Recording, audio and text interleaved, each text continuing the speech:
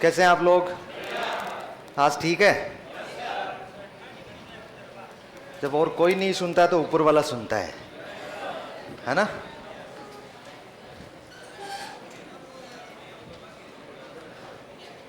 चलो, तो school management को लेकर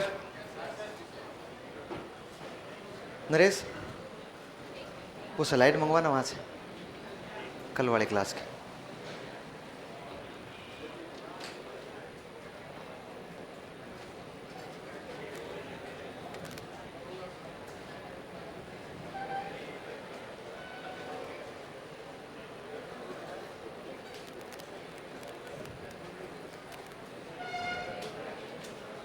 अच्छा, एजुकेशनल सिनेरियो देख रहे थे हम, ना?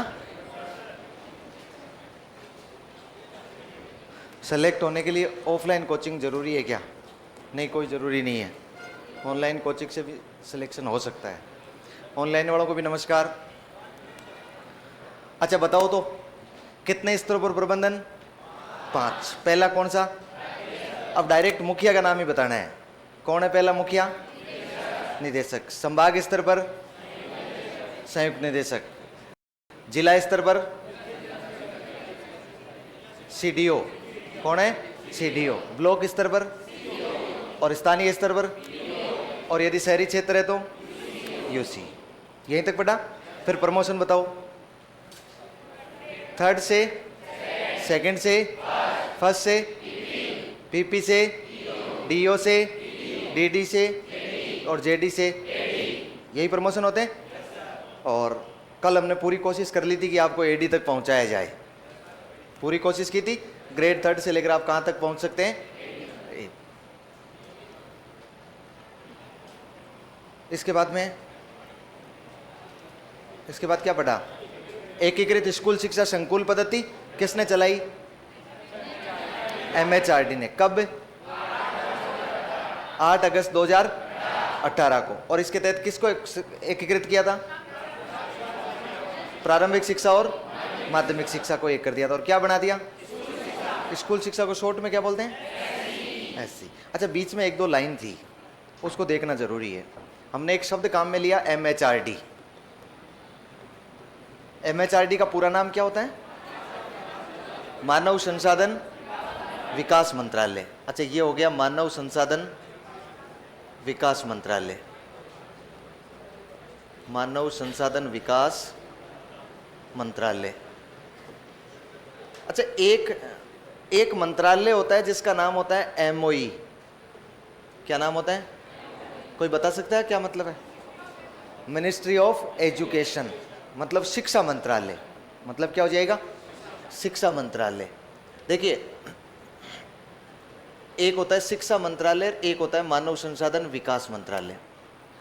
प्रारंभ में जब देश आज़ाद हुआ और संविधान लागू हुआ तो हमने व्यवस्थित रूप से 1954 में भारत में शिक्षा मंत्रालय की स्थापना कर ली थी। इतनी देरी से करने का कारण एक ये भी था, हालांकि शिक्षा विभाग पहले ही चल रहा था, ब्रिटिश काल में भी चल रहा था, लेकिन हमने उसको ठीक ढंग से पुनर्गठित करने का कारण ये था कि वो जो शिक्षा मंत्रालय था, वो शिक्षा मंत्रालय, क्योंकि शिक्षा जो था ना, वो शिक्षा शब्द जो आया है, वो शिक्षा कौन सी सूची का विषय था? बता सकते हैं आप? शिक्षा राज्य सूची का विषय था। कौन सी सूची का था? राज्य सूची का विषय था। इसका मतलब शिक्षा पर जो भी डेवलपमेंट किया जाना है वो किसकी जिम्मेदारी थी? राज्य की जिम्मेदारी थी। केंद्र की कोई जिम्मेदारी नहीं थी। और जितने विषय जिस सूची में दिए होते हैं वो विषय अपने अपने विभाग स्थापित करते हैं। हमने हर फरवरी में हम लोग एक अंदाजा लगाते हैं, अनुमान लगाते हैं देश में, कि मान लीजिए हमारी इनकम इतनी होने वाली है। इनकम होने वाली है जिसको हम लोग सकल घरेलू उत्पाद कहते हैं, जीडीपी बोलते हैं। क्या बोलते हैं? जीडीपी की इतनी इनकम होने वाली है। मान लिया हमने पूरी इनकम को 100% है। अब जितने विषय अपने पास है, जैसे मान लो केंद्र है तो केंद्र के पास एक तो संघ सूची वाले विषय और एक समवर्ती सूची वाले। राज्य है तो राज्य के पास राज्य सूची वाले और समवर्ती सूची वाले, मिलाकर जितने विषय हैं, हम ये तय कर लेते हैं फरवरी में कि आगे आने वाले एक वित्तीय वर्ष में, यानी 1 मार्च से लेकर 1 अप्रैल से लेकर 31 मार्च तक हम लोग इतने इतने प्रतिशत इन इन विषयों पर खर्च करेंगे। हमने एक अनुमान लगाया है। क्या लगाया है? और वो अनुमान किसका है? आय और व्यय का अनुमान है। देश की इनकम इतनी होनी है अगले 1 साल में, और उसमें से इतना प्रतिशत इस क्षेत्र में खर्च होना है, उसको हम लोग बोलते हैं बजट। क्या बोलते हैं? बजट का सीधा मतलब ये हो गया कि अगले 1 साल में इतनी तो इनकम होनी है और इस क्षेत्र में इतनी इनकम लगनी है। वर्तमान तक भारत की स्थिति ऐसी है, हालांकि इकोनॉमिक्स के बारे में मुझे इतना ज़्यादा ज्ञान नहीं है, लेकिन मैं ये जानता हूँ कि वर्तमान में अपनी स्थिति ऐसी है कि जितनी अपनी इनकम होती है ना 100%, तो अपनी व्यय जो आता है ना वो 115%, 120%, 125% चला जाता है अनुमान लगाने में ही। अब आगे व्यय होगा वो तो अलग है। इसका मतलब ये हो गया कि बजट घाटा। हम किस में चल रहे हैं? बजट घाटे में। तो वो 15-20% एक्स्ट्रा जो पैसा है वो कहाँ से आएगा? वो आएगा कर्ज से, उधार से। आप ये मत सोचिएगा कि हमने से अमूमन जो लोग हैं, अपने अमूमन जो परिवार है, वो कर्ज पर चलते हैं। कर्ज पर इसलिए चलते हैं कि उनकी आदत सी हो जाती है कि भाई आमदनी तो हुई इतनी और खर्चा हो गया इतना, तो क्या कर लेंगे? कर्ज ले लेंगे, अगली साल चुका देंगे, और अगली साल उससे बदतर स्थितियां आ जाती है और कर्ज बढ़ता जाता है। ये हमें सिखाया किसने? अपने देश ने सिखाया है। अपना देश यही कहता है कि भाई देखो जितना इनकम हो रहा है उससे ज़्यादा हमारा व्यय हो रहा है। लेकिन देखो इसमें एक बड़ी बात ये होती है कि देश की सोच देखो, आप अपनी खुद की सोच देखो। इनकम तो और ये 100 रुपये की, खर्च कर रहे हैं 115 रुपये। हम ये कितने उम्मीद वाले, कितने आशावादी लोग हैं कि नहीं हम आगे कहीं ना कहीं कभी ना कभी जाके बराबर इसको कर देंगे। तो इसी तरह से जो शिक्षा था ना वो राज्य सूची का विषय था, इसलिए शिक्षा पर जो खर्च किया जाएगा ना वो किसके द्वारा किया जाएगा? राज्य द्वारा। क्या केंद्र के बजट में शिक्षा का आवंटन हो सकता है क्या? भाई केंद्रीय बजट आपने पेश किया तो उसमें क्या शिक्षा पर हम लोग बजट आवंटित कर सकते हैं? नहीं कर सकते हैं। तो खर्च कौन करेगा? केवल राज्य करेगा। यदि आपको देश में शिक्षा का विकास करना है तो आप केवल राज्यों के भरोसे शिक्षा का विकास नहीं कर सकते हैं। इसलिए जब देश आज़ाद हुआ तब तो हमने शिक्षा को राज्य सूची में रखा, लेकिन उसके बाद हमने एक संशोधन किया संविधान में। कितने नंबर का? 42वां संविधान संशोधन। ये जो कॉन्स्टिट्यूशन अमेंडमेंट हुआ था 1976 में, इसमें हमने इस शिक्षा को राज्य सूची से हटाया और कहाँ डाल दिया? समवर्ती सूची में डाल दिया। समवर्ती सूची में डालने का मतलब है केंद्र भी बजट आवंटित करेगा और राज्य भी करेगा, दोनों प्रयास करेंगे। लेकिन फिर भी आज़ाद हुए ही थे और हम इस बात को अच्छी तरह से जानते हैं कि अंग्रेजों द्वारा हम पूर्णतः चूस कर फेंक दिए गए थे। हमारे पास रोटी कपड़ा और मकान जैसी स्थितियां नहीं थी, यह मानते हैं। रोटी कपड़ा और मकान की स्थितियां नहीं होती है ना, तब तक शिक्षा याद नहीं आती है, तब तक शिक्षा का कोई लेना देना नहीं होता। इसलिए शिक्षा पर मंत्रालय तो बना हुआ था, मिनिस्ट्री ऑफ एजुकेशन, लेकिन वो मंत्रालय ठीक ढंग से काम नहीं कर पा रहा था। जब ठीक ढंग से काम क्यों नहीं कर पा रहा? क्योंकि उसके पास पैसे नहीं थे। धीरे धीरे हमारी स्थितियां सुधरी, और स्थितियां सुधरी तो हमने ये देखा कि शिक्षा मंत्रालय ठीक ढंग से काम नहीं कर रहा है। केवल एक शिक्षा मंत्रालय नहीं था, देश में कई सारे ऐसे मंत्रालय थे जो ठीक ढंग से काम नहीं कर रहे थे, और नहीं करने का कारण पैसा था।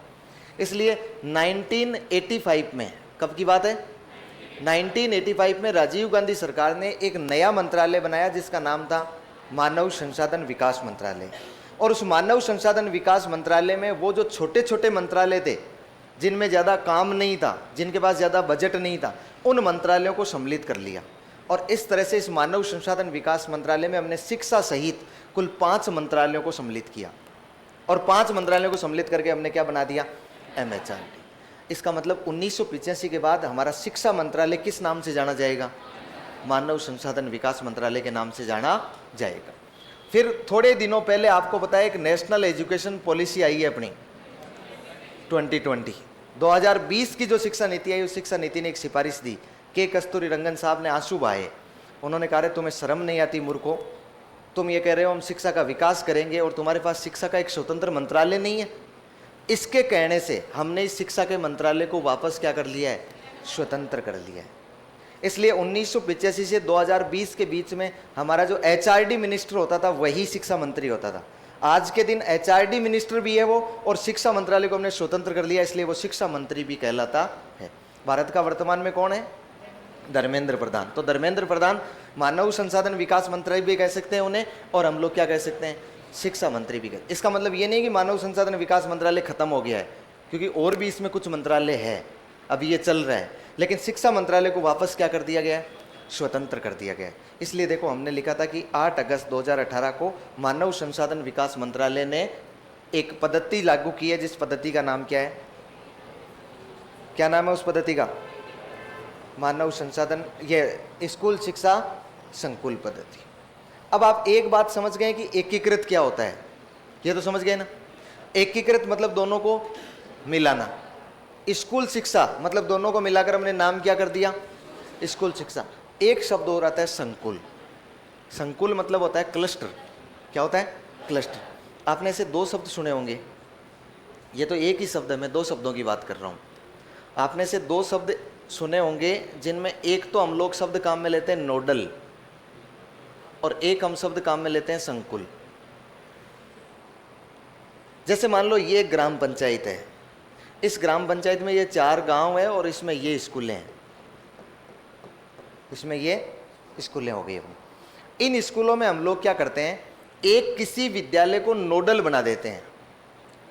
नोडल बनाने का मतलब ये हो गया कि यदि इन विद्यालयों से किसी भी प्रकार की सूचना चाहिए तो ये नोडल वाला एकत्रित कर लेगा। इन विद्यालयों को किसी भी प्रकार की सूचना देनी है तो ये नोडल वाला अपने आप इनके पास सूचना भेज देगा।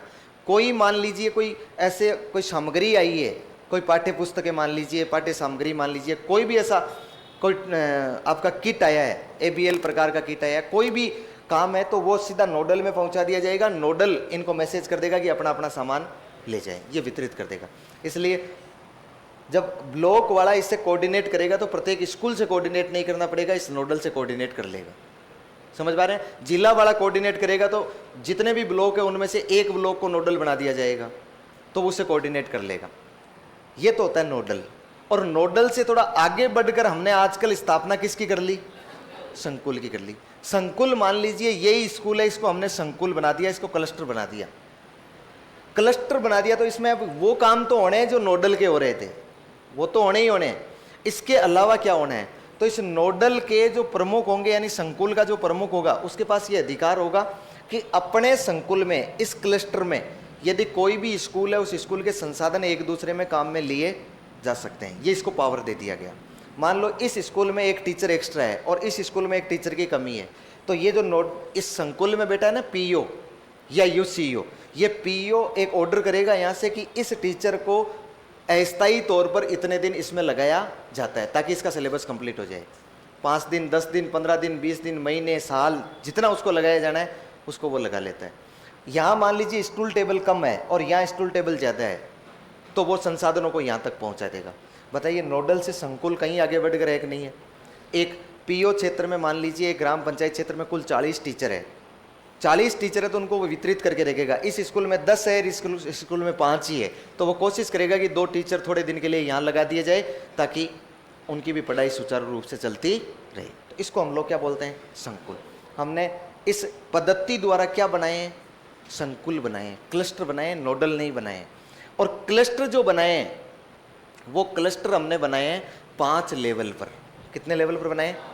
वही 5 लेवल। याद करो, राज्य स्तर पर, राज्य स्तर पर हमने शिक्षा, स्कूल शिक्षा से संबंधित जितनी भी संस्थाएं हैं जो स्टेट लेवल की है उन सबको एक कर दिया। एक करने का मतलब चल तो अलग अलग रहे हैं लेकिन उनकी मॉनिटरिंग किसी एक व्यक्ति के पास दे दी। अब आपस में मिलकर काम करेंगे। जैसे निदेशालय हो गया, आपका RSC-RT हो गया, RCSC हो गया, इस प्रकार के संस्थान हैं जो राज्य स्तर के हैं। फिर हम आए संभाग स्तर पर, हमने संकुल बना दिए। फिर हम लोग आए जिला स्तर पर, और जिला स्तर पर CDO के नेतृत्व में हमने पूरा संकुल बना दिया। CDO साहब के नेतृत्व में पूरा का पूरा जिला संकुल के रूप में काम करता है। और CBO लेवल पर हमने, ब्लॉक लेवल पर CBO के नेतृत्व में, और पंचायत लेवल पर हमने बना दिया PO के नेतृत्व में। समझ गए? तो हमें यह पूछे कि प्रबंधन कितने लेवल पर होता है, तो भी 5 लेवल। संकुल के कितने स्तर है? 5 स्तर है। वही संकुल के स्तर है जो हमने प्रबंधन करते हैं 5 लेवल पर। लेकिन ये प्रबंधन जो होता था ना, ये तो पहले ही हो रहा था, लेकिन हमने संकुल जो बनाए ना वो 2018 में बनाए। कब स्थापित किए? 2018 में, इस पद्धति के द्वारा। क्लियर? अगली बात, प्रारंभिक शिक्षा को ई बोलते हैं, याद करके आए ना। एलिमेंट्री एजुकेशन यानी, फिर सेकेंडरी एजुकेशन यानी 9 से 12, इन दोनों को मिला के क्या किया? स्कूल एजुकेशन यानी SC। कहाँ से कहाँ तक होगी? 1 से 12 तक। ये मैंने कर दिया क्लास 1 से 12। अब थोड़ा सा सुनना, लिखना नहीं है। मैंने कर दिया क्लास 1 से 12। अब आप सोच के देखो, मैं वर्तमान जमाने की बात कर रहा हूँ, अभी का ज़माना है। 2018 तो अभी की बात है, जब आप लोगों की ग्रेजुएशन हो रही होगी या ग्रेजुएशन नहीं हुई होगी, 10वीं 12वीं चल रही होगी। उस समय की स्थितियों की चर्चा कर रहे हैं हम लोग। 2018 में, अच्छा एक नियम है सरकार का, पहली क्लास में वही बच्चा एडमिशन ले सकता है जिसने मिनिमम 6 वर्ष की एज पूरी कर ली हो। इससे नीचे का एडमिशन होता ही नहीं है, पोर्टल लेता ही नहीं है, शाला दर्पण पोर्टल आपका एडमिशन लेगा ही नहीं। यदि बच्चा 5 दिन भी छोटा है और आपके पास एडमिशन लेने के लिए आया है, तो आप उसकी डेट ऑफ बर्थ देखोगे और उसके अनुसार उसे बताओगे कि इस 5 दिन इस बच्चे को वापस घर ले जाओ, दूध पिलाओ। अभी बच्चा पढ़ने लायक नहीं हुआ है, मतलब पहली क्लास में उसका एडमिशन नहीं होगा। फिर आप दूसरी दृष्टिकोण से सोचकर देखिए, आजकल का बच्चा समझ रहे हो ना, आजकल बच्चे थोड़ी हैं, बच्चे पैदा नहीं हो रहे हैं, बच्चे बाप पैदा हो रहे हैं। आजकल का बच्चा, और वो भी ग्रामीण क्षेत्र का, देखो शहरी क्षेत्र का तो मुझे अनुभव नहीं है, लेकिन ग्रामीण क्षेत्र का बच्चा, और 6 साल का लगातार घर रह जाए, वो 6 साल तक, उस घर की क्या कंडीशन हो जाए। उस घर के 3 दरवाजे हो, सुबह निकलने वाला दूसरा हो, शाम वाला दरवाजा दूसरा हो, दोपहर वाला अलग हो, उस घर के रोजाना दरवाजे अलग अलग दिशा में खुले, इतनी बुरी हालत कर दे वो अपने घर की। फिर दूसरी बात, कोई बात नहीं, हम उस बच्चे को इसलिए स्कूल नहीं भेज रहे क्योंकि गवर्नमेंट स्कूल वाला एडमिशन नहीं दे रहा है। प्राइवेट स्कूल में हम भेज सकते हैं, लेकिन हमारे पास पैसे नहीं है। सबके पास पैसे होना जरूरी थोड़ी है, हमारे पास स्थितियाँ ही नहीं है कि हम लोग उस बच्चे को प्राइवेट स्कूल में भेज दें। तो हम लोग इंतज़ार करते हैं कि बच्चा 6 साल का होगा ना, तभी हम इसको स्कूल में भेज के आएंगे। लेकिन हम तो ठीक है, हम तो फिर भी अपने दिल पे पत्थर रख के रुके रहते हैं कि कोई बात नहीं, बच्चे की एज हो गई है, लेकिन फिर भी 6 साल से पहले तो पढ़ाया नहीं जा सकता है। लेकिन पड़ोसी नहीं टिकने देते हैं। पड़ोसी टिकने देंगे क्या? कैसे ही नहीं टिकने देंगे पड़ोसी। आजकल मामला तो जानते ही हो, बच्चे को जो 2-2 साल का होता है ना, 2.5 साल का, 2 साल का बच्चा कुछ नहीं जान रहा है, उस बच्चे को भी सभी घरवाले, पूरे घरवाले होते हैं ना जितने ही, वो सुबह 5 बजे उठाते हैं और उसको उठा के, वो नींद में ही रहता है, जगता नहीं है वो। 5 बजे उठा के उसको सामने लाते हैं, सामने लाके एक उसको स्नान करवा रहे हैं, दूसरा उसको जूते पहना रहे हैं, एक कपड़े पहना रहे हैं, एक टाई बांध रहे हैं, एक उसके यहाँ लगा रहा है वो टिप पिनर, एक बोतल, इधर बेग, उसको पता नहीं है क्या हो रहा है, वो हाईजेक है बच्चा। बच्चे को पता नहीं है मेरे साथ क्या हो रहा है, अंततः इसका परिणाम क्या होगा ये भी पता नहीं है। वो हाईजेक हो जाता है, दादा अलग लगा हुआ है, दादी अलग लगी हुई है, मम्मा अलग लगी हुई है, पापा अलग लगे हुए हैं, सब के सब सीरियस हो रखे हैं, बच्चे को तैयार करके, जैसे उनको ऐसा लगता है कि जैसे बच्चा आते वक्त कलेक्टर बन के आएगा, ऐसा ही उम्मीद होती है उनको। और फिर आती है घर के पास में गाड़ी, ठीक गेट के पास में, और उसको पकड़ के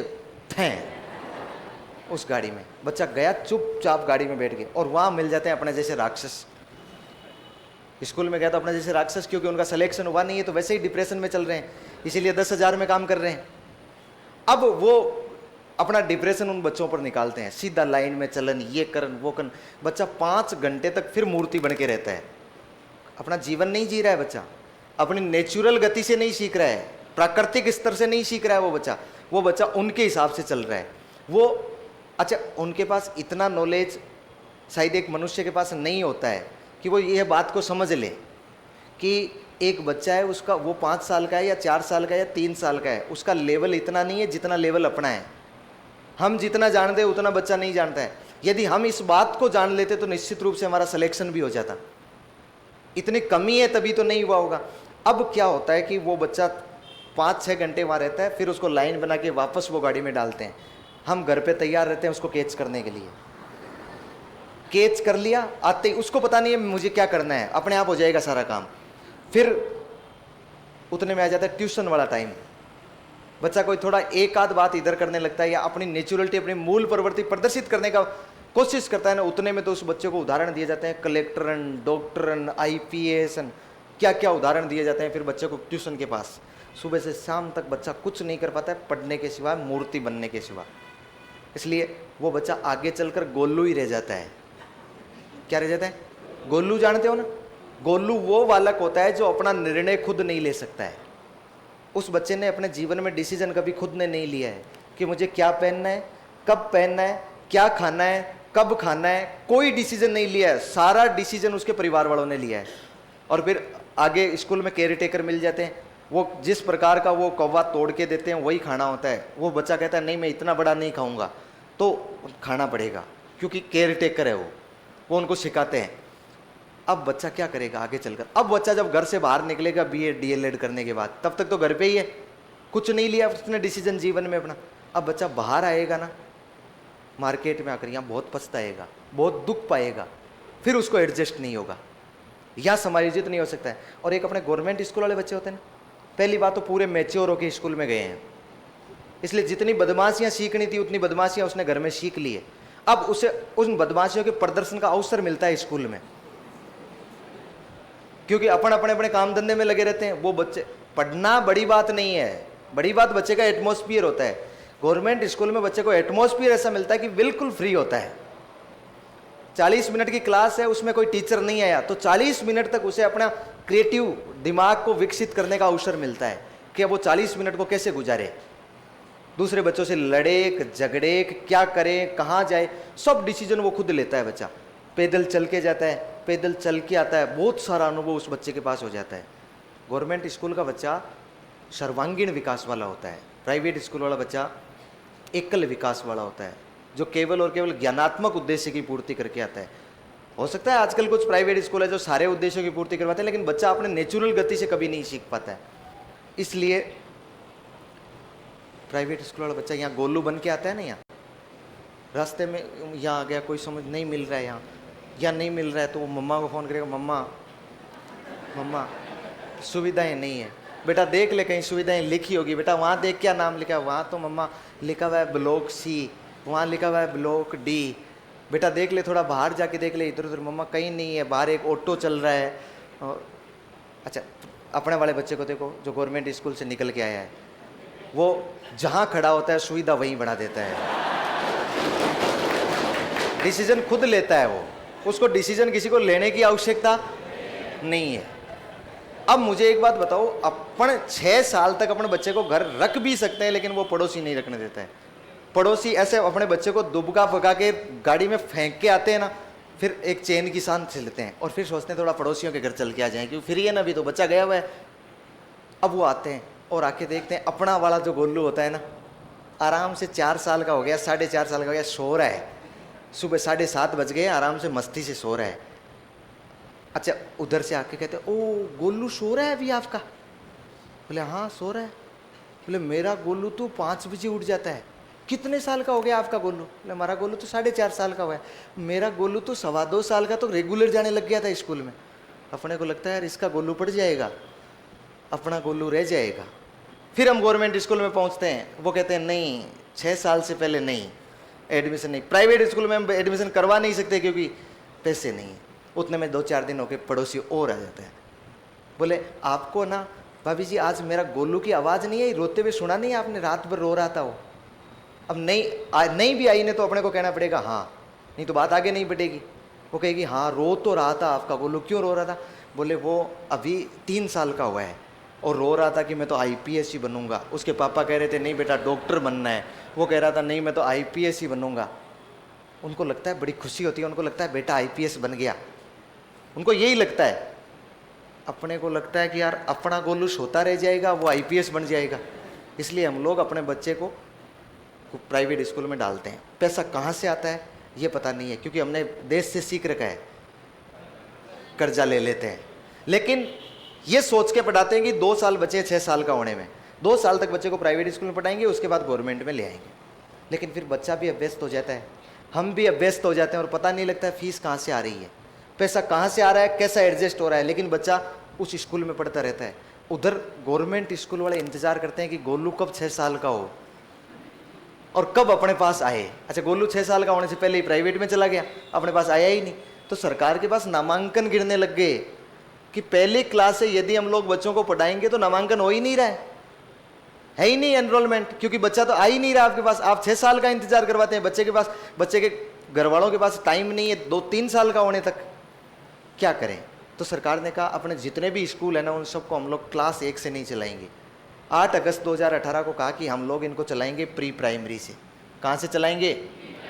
प्री प्राइमरी से चलाएंगे। प्री प्राइमरी का मतलब समझते हैं क्या? अरे आंगनबाड़ी वाली 3 से लेकर 6 वर्ष तक, 3 से लेकर 6 वर्ष तक बच्चा प्री प्राइमरी में गया। एक नर्सरी पढ़ेगा, फिर LKG पढ़ेगा और फिर UKG, फिर आएगा वो क्लास 1 में। बताओ बच्चा 3 साल का होते ही स्कूल में आने लग गया कि नहीं लग गया? देखो यहाँ बच्चा, इसकी आयु कितनी है? 3 साल यहाँ बच्चे की आयु है 6 से लेकर 14 वर्ष। यहाँ बच्चे की आयु कितनी है? 14 से लेकर 18 वर्ष तक। यहाँ बच्चे की आयु कितनी है? 3 से लेकर 18 वर्ष तक। अब बच्चा 3 साल का होकर स्कूल जा रहा है। क्या हमने इससे पहले 3 से 6 वर्ष के बच्चों के लिए कुछ व्यवस्था नहीं की है? क्या सरकार ने नहीं की? इससे पहले कर रखी है, आंगनबाड़ियां खोल रखी है। हर बच्चे का एनरोलमेंट आंगनबाड़ी में होता है। आंगनबाड़ी का मुख्य उद्देश्य होता है शिक्षा। क्या होता है?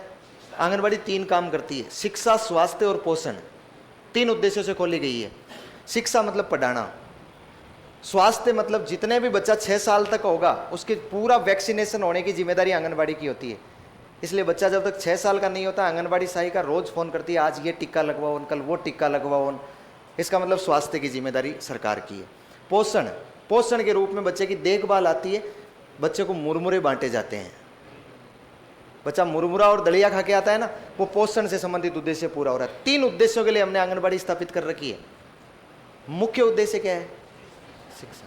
लेकिन क्या आज हमारा समाज इस बात को मान सकता है क्या कि बच्चा आंगनबाड़ी में जा रहा है तो पढ़ के आ रहा है? हमारे दिमाग में एक ही चल रहा है, क्या करके आ रहा है? दलिया और मुरमुरे खा के आ रहा है। आंगनबाड़ी में मानते ही नहीं कि बच्चे की पढ़ाई होती है क्या। इसलिए समाज के दिमाग से ये बात निकालना जरूरी थी। सरकार ने आंगनबाड़ियों को फोन किया, आंगनबाड़ियों को फोन करके कहा कि देखो तुम चारों ओर नजर दौड़ाओ, तुम्हारे पास में गवर्नमेंट स्कूल जो सबसे नजदीक में है वो कौन सा है। तो चारों ओर नजर दौड़ाई तो आंगनबाड़ियों के पास में जो नजदीक में गवर्नमेंट स्कूल था, उस आंगनबाड़ी को कहा गया कि आप अपना पूरा सामान ऑटो में डालो विथ आंगनबाड़ी सहायिका और उनको उठा के कहां ले जाओ? स्कूल। मैं कह रहा हूं आंगनबाड़ियों को स्कूल में मर्ज कर दिया गया, कोऑर्डिनेट कर दिया गया और प्रिंसिपल को कहा गया कि एक कमरा दे दे भाई, और अब आज से इस आंगनबाड़ी सहायिका की और इन बच्चों की जिम्मेदारी तेरी। इसका मतलब ये हुआ कि अब वो उसके अधीन कार्य करेंगे। अब बच्चा आज तो उसी आंगनबाड़ी में रहा है, लेकिन वो प्रवेश कर रहा है स्कूल के गेट में।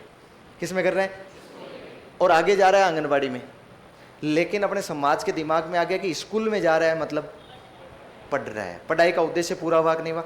आज के दिन राजस्थान का कोई भी स्कूल जो गवर्नमेंट स्कूल है वो 1 से शुरू नहीं होता है। किससे शुरू होता है? प्री प्राइमरी से 12वीं।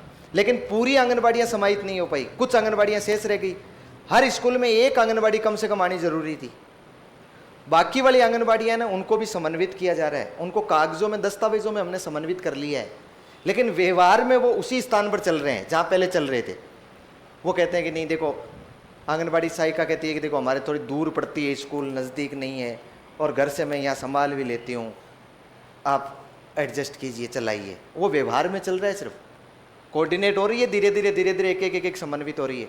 तो प्रिंसिपल कहता है कि ज़्यादा चिंता नहीं करनी है, आप वहीं से चलाएं, आप वहीं से कार्यक्रम संचालित करें, लेकिन ध्यान रहे आप हमारे हैं। मतलब आपका जो पेमेंट बनेगा ना, वो किससे बनेगा? स्कूल से बनेगा। आपका जितना भी काम देखा जाएगा ना, वो किससे देखा जाएगा? स्कूल से देखा जाएगा। समझ पा रहे हैं? आज के दिन स्कूल कहाँ से चल रहे हैं? प्री प्राइमरी से 12 तक। कितने बच्चा पढ़ रहा है? 3 से 18 वर्ष। और आपको पूछे कि स्कूल शिक्षा का मतलब क्या होता है, तो स्कूल शिक्षा का मतलब कतई क्लास 1 से 12 नहीं है। क्या होता है? प्री प्राइमरी से 12। ध्यान रखिएगा। ये 2 लाइन भी जो मैंने नई ऐड की है वो लिख लो।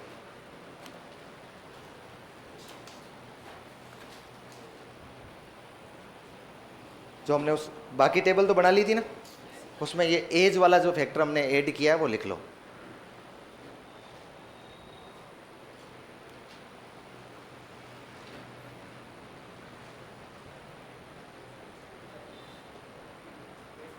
लिख लिया?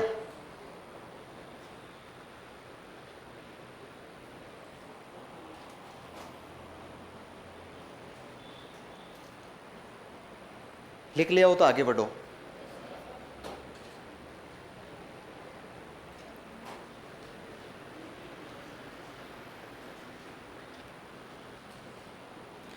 नीचे एक लाइन और लिखो। अभी इस पद्धति में ही लिख रहे हैं ना, लिखो। इस पद्धति के तहत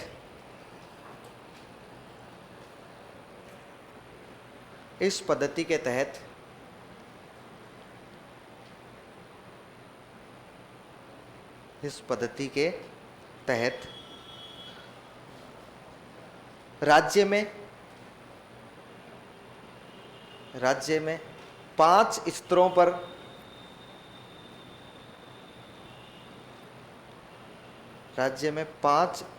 पर एकीकृत स्कूल शिक्षा संकुलों, राज्य में 5 स्तरों पर एकीकृत स्कूल शिक्षा संकुलों की स्थापना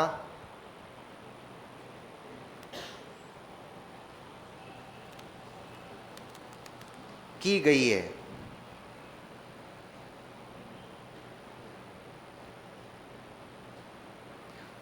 कंटिन्यू करना। जिनको हमने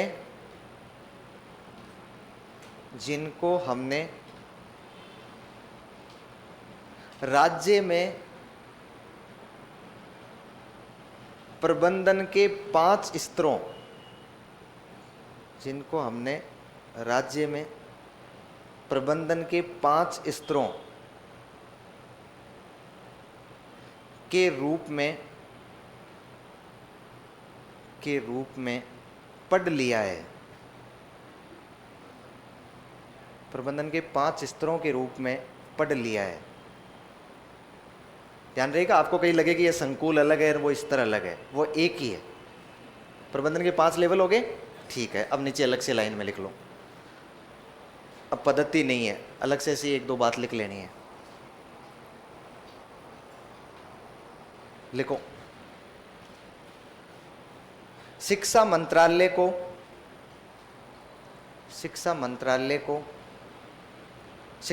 कोष्टक में लिखना MOE, मिनिस्ट्री ऑफ एजुकेशन। शिक्षा मंत्रालय को 1985 में 1985 शिक्षा मंत्रालय को 1985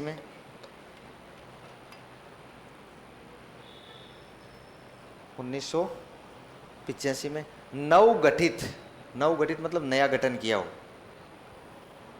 1985 में नवगठित मानव संसाधन विकास मंत्रालय, नवगठित मानव संसाधन विकास मंत्रालय, मानव संसाधन विकास मंत्रालय, कोष्टक में लिखो MHRD।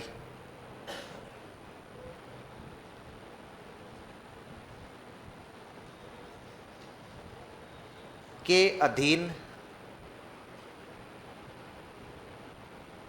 अधीन कर दिया, जिसे NEP 2020 के बाद, जिसे NEP 2020 के बाद, NEP 2020 के बाद पुनः स्वतंत्र कर दिया है।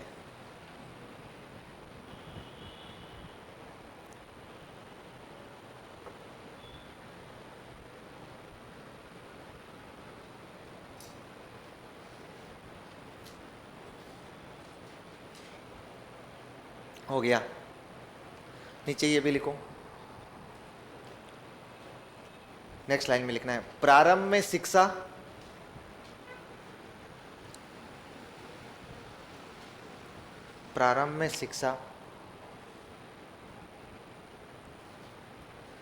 राज्य सूची का विषय था। प्रारंभ में शिक्षा राज्य सूची का विषय था, जिसे राज्य सूची का विषय था, जिसे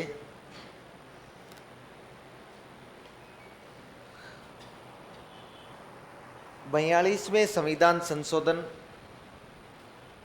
जिसे 42वें संविधान संशोधन 1976 द्वारा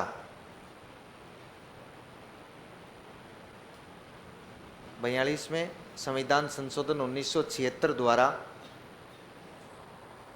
समवर्ती सूची में सम्मिलित कर लिया।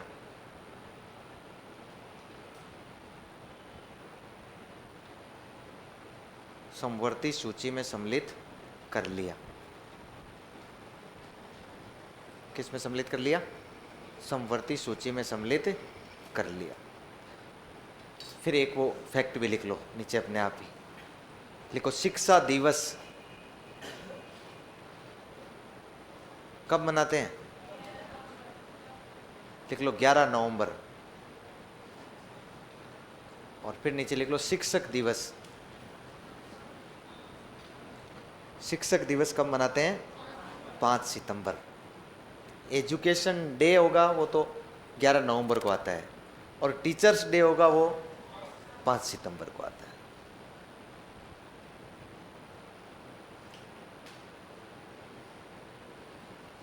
बस, तो ये हमारे परिदृश्य वाली कहानी समाप्त हुई है, जिसमें हमने हल्का हल्का परिदृश्य समझा है कि राजस्थान में शिक्षा किस तरीके से चल रही है।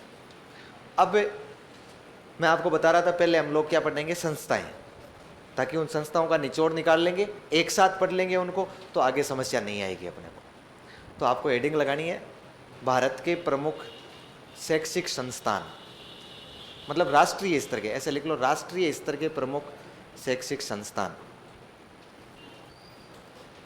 एजुकेशनल इंस्टीट्यूट, राष्ट्रीय स्तर के प्रमुख शैक्षिक संस्थान।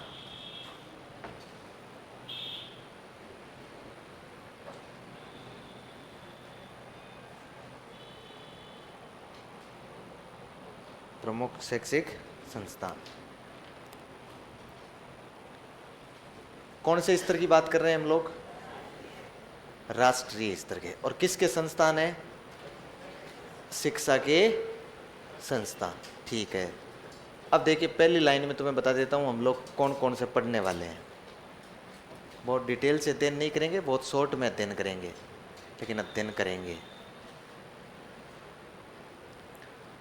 एक संस्था तो होती है जिसका नाम होता है MOE या MHRD, वो तो हमने देख लिया है, उसको नहीं पढ़ना है। एक संस्था पढ़नी है अपने को, नीपा।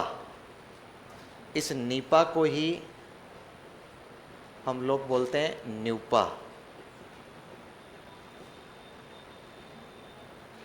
एक संस्थान हम लोग पढ़ने वाले हैं NCERT, नाम सुना है क्या आपने? एक संस्थान हम लोग पढ़ने वाले हैं NCTE, सुना है क्या नाम आपने? एक संस्थान हम लोग पढ़ने वाले हैं RCI, ये भी सुना है? बहुत सारे लोग तो इसकी चपेट में भी है। कितने लोग हैं? बहुत बढ़िया। RCI। एक संस्थान होता है CBSE, एक होता है NIOS, और भी कोई होता है क्या? बताओ बताओ, फेंको। हैं?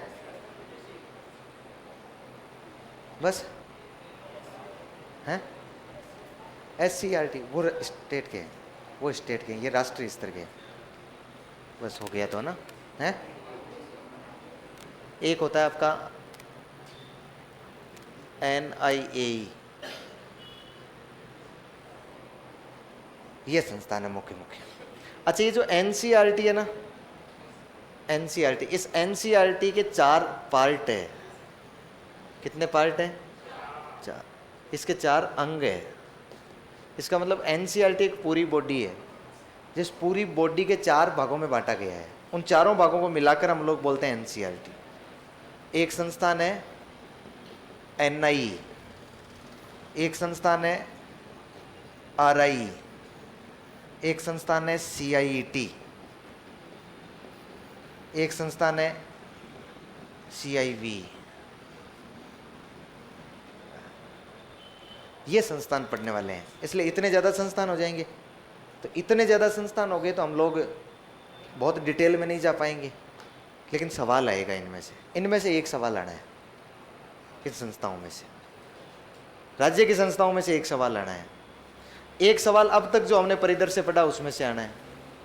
हर जगह से एक एक सवाल बनेंगे। हम लोग एक एक की तैयारी करके चल रहे हैं। हो सकता है ज़्यादा सवाल आ जाए। ये नीपा, ये एनसीईआरटी, ये NCT, RCI, CBSE, NIOS, NIA, ये एनआई, आरआई, सीआईटी और सीआईबी क्या पढ़ने वाले हैं? एक तो इनकी फुल फॉर्म, मतलब पूरा नाम, बस एक इनकी स्थापना कि किस वर्ष इनकी स्थापना हुई, और एक इनका प्रमुख कार्य, किसका मुख्य कार्य, जिससे हम लोग इसकी अवधारणा को समझ ले कि यह संस्था है क्या। बस इतनी सी बात पढ़ने वाले हैं। एक एक में 3-3 लाइन लिखने वाले हैं। इसका मतलब ये जो हम 20-22 लाइन लिखने वाले हैं ना, 20-25 लाइन, इसमें हम पूरे संस्थान क्लियर कर लेंगे। ये टेबल एक बार तो बना लो ऐसे कैसे। हमने यहाँ केवल वही संस्थान लिखे हैं जो स्कूल शिक्षा से डायरेक्ट जुड़े हुए हैं, इनडायरेक्ट वाले संस्थान नहीं लिखे हैं।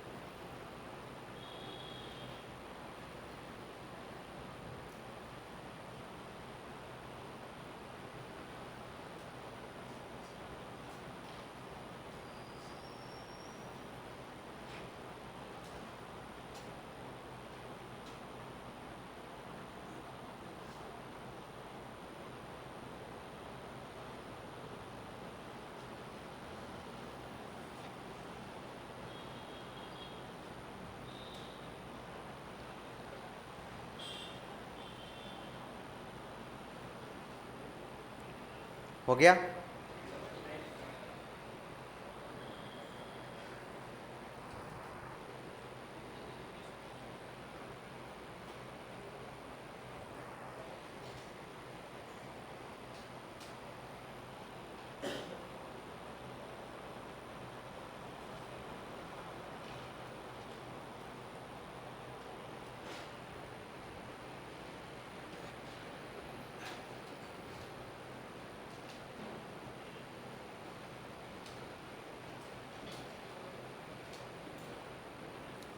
अब ठीक है, आगे चले।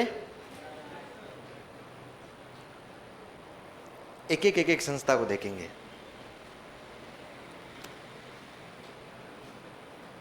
सबसे पहले क्या लिखेंगे? नीपा। नाम बोलो देखे। नीपा बोलो। नीपा, या फिर क्या कहते हैं? न्यूपा। नीपा या नाम सुना है क्या आपने कभी? सुना है? पहली बार ही सुन रहे हैं ना। हमने कोई का ज़्यादा काम का रहा ही नहीं। अच्छा, इनमें से ना, इनमें से ये एक तो एनआईओएस है ना, ये नोएडा में है, यूपी वाले नोएडा में, और एक ये जो सीआईबी है ना, ये भोपाल में है। लिखना नहीं है, बाकी सब दिल्ली में है। बाकी सब कहाँ है? दिल्ली में है, तो आसानी से याद हो जाएगा अपने को। देखो, हेडिंग लगाओ अपने, नीपा।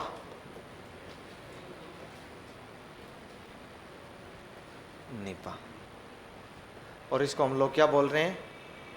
न्यूपा भी बोल रहे हैं ना। अभी नीपा की फुल फॉर्म लिखो। National institute of educational planning and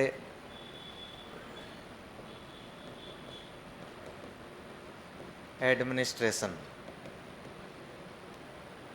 national institute of educational planning and administration. Hindi करो देखें। राष्ट्रीय शैक्षिक योजना एवं प्रशासन संस्थान। राष्ट्रीय शैक्षिक योजना एवं प्रशासन संस्थान।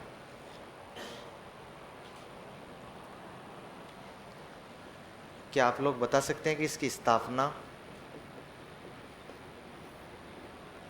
स्थापना हुई 1979 में।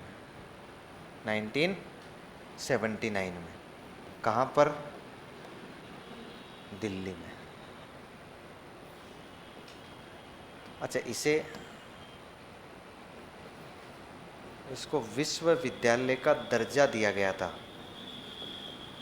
विश्वविद्यालय का दर्जा मिला था इसको 2006 में, और 2017 में वापस विश्वविद्यालय का दर्जा छीन लिया।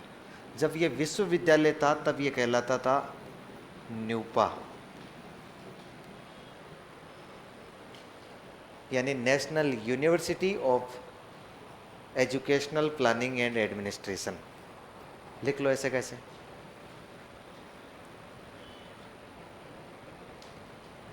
National university of educational planning and administration.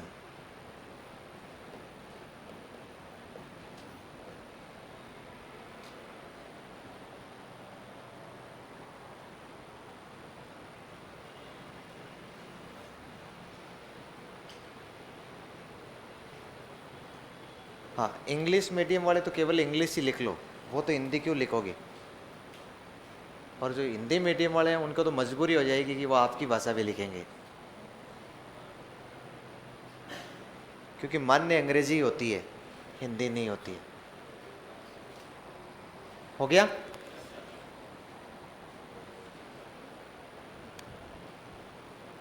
अच्छा देखो, क्या काम का है ये, क्या काम करता है? तो देखो, ये है दिल्ली में। कहाँ है? दिल्ली में। कब स्थापित होता है? 1979 में। कब होता है? 1979 में। एक स्कूल में अच्छी योजना कैसे बनाई जा सकती है, एक स्कूल में अच्छी प्लानिंग कैसे की जा सकती है? स्कूल की प्लानिंग कौन करता है? स्कूल का मुखिया। स्कूल का मुखिया ही तो करेगा स्कूल की प्लानिंग। स्कूल में अच्छी प्लानिंग कैसे की जा सकती है और स्कूल का प्रशासन अच्छी तरीके से कैसे चलाया जा सकता है, इस बात की जानकारी यदि उस संस्था प्रधान को होगी तो वो अपने स्कूल को बेहतर तरीके से चला सकेगा कि नहीं चला सकेगा। अब वो बेहतर तरीके से वो जानकारी, वो जो संस्था प्रधान है वो अपने माँ के पेट से तो लेके नहीं आया, उसको कहीं ना कहीं ट्रेनिंग देने की जरूरत पड़ेगी, सिखाने की जरूरत पड़ेगी। तो भारत में जितने भी शिक्षा अधिकारी है, चाहे वो प्रिंसिपल है, चाहे वो डीओ है, डीडी है, जेडी है, एडी है, जो भी शिक्षा अधिकारी है, उन शिक्षा अधिकारियों को कि भाई शिक्षा की प्लानिंग बहुत अच्छी कैसे हो सकती है, शिक्षा का प्रशासन बहुत अच्छा कैसे किया जा सकता है, इसके संबंध में ट्रेनिंग देने का जो भारत का सबसे बड़ा संस्थान है, उस संस्थान का नाम क्या है? नीपा। समझ गए ना एक ही बात में? नेशनल इंस्टीट्यूट मतलब राष्ट्रीय संस्थान है, किसका है? एजुकेशनल प्लानिंग मतलब शिक्षा में योजनाएं बनाने, और एजुकेशनल एडमिनिस्ट्रेशन मतलब शिक्षा के प्रशासन से संबंधित सबसे बड़ा जो संस्थान है ना, वो कौन सा है? नीपा है। बीच में इस नीपा को यूनिवर्सिटी का दर्जा दे दिया था, इसलिए इस नीपा ने ईपीए नाम से कोर्स चलाना शुरू कर दिया था और कॉलेजों को मान्यता देने लग गया था। मतलब एजुकेशनल प्लानिंग और एडमिनिस्ट्रेशन, जैसे आपकी बीए, बीकॉम और बीएससी होती है ना, वैसे ईपीए एक कोर्स होता है। यदि एक बच्चा 3 साल तक स्नातक और 2 साल तक पीजी में ईपीए पढ़ेगा तो उसको हमने यदि बोनस अंक देके, उसको एक्स्ट्रा अंक देके हम लोग शिक्षा अधिकारी बनाएंगे, तो बताओ वो प्रशासन और योजना पहले से ही सीख के आ रहा है कि नहीं आ रहा है? लेकिन धीरे धीरे 2017 तक आते आते वो जो ईपीए का कोर्स पास होने लगा ना, वो 1 वीक सीरीज से होने लग गया, फिर उसके बाद 1 नाइट सीरीज, फिर उसके बाद में 1 हावर सीरीज, और उसके बाद तो सीरीज ही नहीं, पता ही नहीं है कॉलेज कौन सी और ईपीए की सर्टिफिकेट अपने पास में पहुंच गया। ऐसे बच्चे यदि आगे चलकर शिक्षा अधिकारी बनेंगे तो मुझे लगता है कि कोई फायदा नहीं होने वाला। इसलिए 2017 में इसको यूनिवर्सिटी का दर्जा समाप्त कर दिया। क्या कर दिया? दर्जा समाप्त हो गया, लेकिन कुछ अभी भी ये यूनिवर्सिटी से संबंधित कार्य करता है। एक तो जैसे 2017 में जिसने फर्स्ट ईयर में एडमिशन ले लिया था, उसको वो जब तक पीजी नहीं करेगा जब तक निकाल नहीं सकता है। एक दूसरा कुछ कार्य ऐसे हैं जो यूनिवर्सिटी से अभी भी जुड़े हुए हैं, इसलिए इसको कई अर्थों में हम लोग नीपा कह देते हैं, तो कई अर्थों में क्या बोल देते हैं? न्यूपा बोल देते हैं। कोई डाउट नहीं है? आप भी सौभाग्यशाली होंगे यदि आप जिस दिन अधिकारी बने, शिक्षा अधिकारी, संस्था प्रधान बने, यदि आपको नीपा 10-5 दिन ट्रेनिंग के लिए बुलाता है तो ये बड़ी सौभाग्य की बात होगी। आप नीपा जाएंगे और जाके वहाँ ट्रेनिंग लेके आएंगे। आपको वहाँ पर जो मास्टर ट्रेनर होंगे वो इस बात की जानकारी देंगे कि कैसे बहुत अच्छी तरीके से शिक्षा स्कूल को संचालित किया जा सकता है। समझ रहे हैं? फिर दूसरी बात, जब ये लोग शिक्षा के मामले में, शिक्षा के प्रशासन और योजना के मामले में इतना जानता है ये नीपा, इसका मतलब मैं कहूँगा ना, भारत में शिक्षा की योजना और प्रशासन के मामले में सबसे ज़्यादा पढ़ा लिखा संस्थान कौन सा है? नीपा ही है। क्या आप मुझे बता सकते हैं भारत की शिक्षा की सबसे बड़ी योजना कौन सी है? भारत की शिक्षा की सबसे बड़ी योजना सोचो, देखे, फेंकने का प्रयास करो। दूसरे रूप में नाम ले लिया मैंने, फिर तो कहोगे अरे यार यही थी क्या? हाँ है राष्ट्रीय शिक्षा नीति, नेशनल एजुकेशन पॉलिसी, एक वह योजना है जो भारत की राष्ट्रीय स्तर पर बनाई गई शिक्षा की सबसे बड़ी योजना है। वही एक नहीं है? मुझे बताओ, शिक्षा की योजना बनाने में अनुभव किसके पास? नीपा के पास। सबसे बड़ा अनुभव इसके पास है। तो जब MHRD अपना शिक्षा मंत्रालय शिक्षा की नीति बनाता है तो पूरा सहयोग किससे लेता है? नीपा से लेता है। तो दो काम हो गए ना इसके। कार्य में लिखो नंबर 1,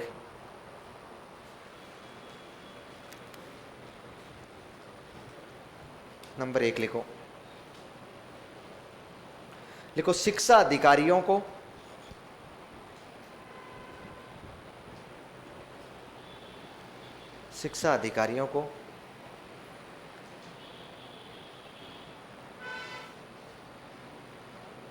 शिक्षा की योजनाओं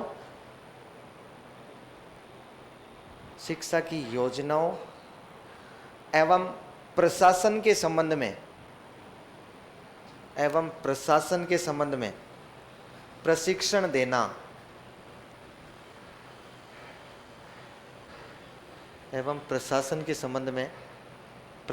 देना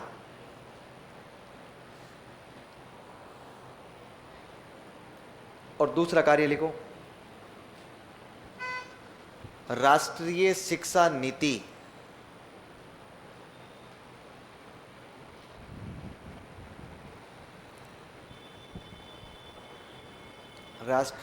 नीति के निर्माण में योगदान देना। राष्ट्रीय शिक्षा नीति के निर्माण में योगदान देना। बस क्लियर हो गया एक संस्थान। बताओ तो नीपा का पूरा नाम?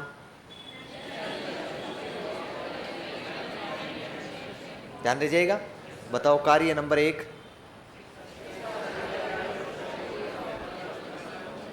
दूसरा,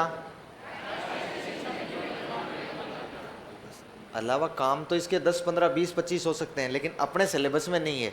इसलिए हमसे पूछने की संभावना है, एक तो नीपा का पूरा नाम और एक इसका मुख्य बात पूछ जा सकती है। जैसे पिछली बार ये सिलेबस में नहीं था, फिर भी एक सवाल पूछा गया कि राष्ट्रीय शिक्षा नीति निर्माण में किस विश्वविद्यालय के कुलपति को सदस्य के रूप में नियुक्त किया गया था? इसका मतलब है उसमें लिखा था दिल्ली विश्वविद्यालय के कुलपति को, जवाहरलाल नेहरू विश्वविद्यालय के कुलपति को, बनारस हिंदू विश्वविद्यालय के कुलपति को और राष्ट्रीय शैक्षिक योजना एवं प्रशासन विश्वविद्यालय के कुलपति को। तो ये कॉमन सेंस की कहानी एक नहीं है अपने लिए कि भाई इसको सम्मिलित किया जाएगा। ठीक है। नीपा में अध्यापक को ट्रेनिंग के बुलाने का क्या आधार होता है सर? अध्यापक को नहीं बुलाते हैं, अध्यापक को नीपा में नहीं बुलाते हैं। अध्यापक को कोई योजना ही नहीं बनानी है और कोई प्रशासन नहीं चलाना है, स्कूल नहीं चलानी है। अध्यापक को अपने पढ़ाई करवाना है। यहाँ नहीं बुलाएंगे अध्यापक को, अब बुलाएंगे हम इस संस्थान में। अगला संस्थान कौन सा है? NCERT। NCERT पूरा नाम लिखो देखें, national council of educational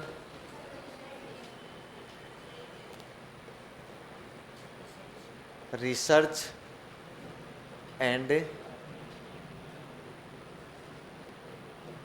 training. Hindi करो देखें, राष्ट्रीय शैक्षिक अनुसंधान एवं प्रशिक्षण परिषद, राष्ट्रीय शैक्षिक अनुसंधान एवं प्रशिक्षण परिषद।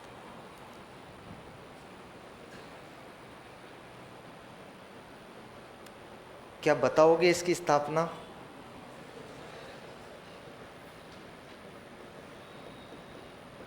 कब हुई है? वेरी गुड, 1 सितंबर 1961 को।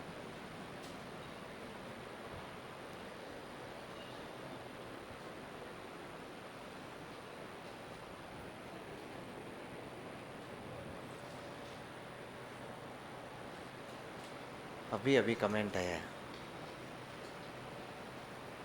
सर, न्यूपा में यू का क्या अर्थ है? नीपा में यू का अर्थ क्या है? बताया नहीं क्या? तो ध्यान रखना है बेटा, बाकी चीज़ों का ध्यान कम रखना है, यहाँ ज़्यादा ध्यान रखना है। बता दिया है भाई, यूनिवर्सिटी राजस्थान प्रारंभिक शिक्षा निदेशालय और माध्यमिक शिक्षा निदेशालय के बारे में नहीं लिखवाओगे क्या? नहीं लिखवाऊंगा।